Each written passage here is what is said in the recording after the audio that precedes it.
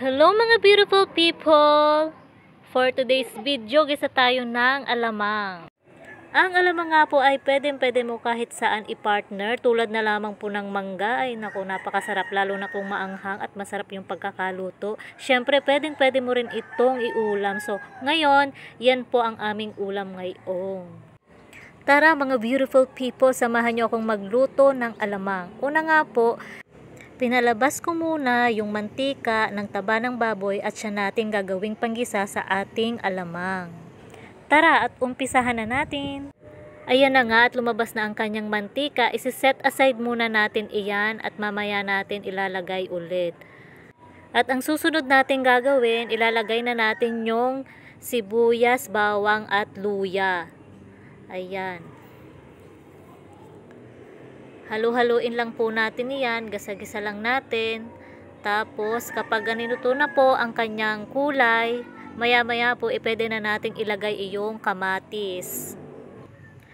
Halu-halo lang at ayan na, pwede na natin siyang ilagay. At syempre po, halu-haluin lang natin ulit iyan. Ayan. Mas gusto ko nga po pala yung kamatis ay yung lutong-luto. Yung durog ba talaga? Yung ganon.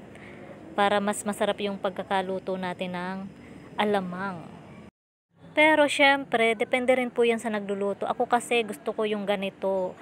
Ayan, yung durog talaga yung kamatis. At ayan, pwede na natin ilagay yung alamang. Syempre, halu-haluin lang natin ulit. Yan, ganyan. So pagkakataon nga po ito, napakabango na at napakasarap na po talaga ng amoy niya. Yan, nilalagay ko na rin po pala yung ating ceiling green. Wow, ang sarap niyan. Tsaka itong taba. Parang gusto ko tuloy kumain ng mangga. Kaso malayo ang bayan sa amin, kaya sa kanin na lang. Comment nyo lang po kung nagustuhan nyo itong video na to at sana po nagustuhan nyo nga. Ayan, ang aking niluto for today. Sana po ay nagustuhan nyo and God bless po. Sana patuloy nyo lang po akong suportahan. Thank you po. Hanggang dito na lang muna ulit at abang-abang na lang po sa mga susunod kong gawing video at lulutuin pa. Thank you po. Bye!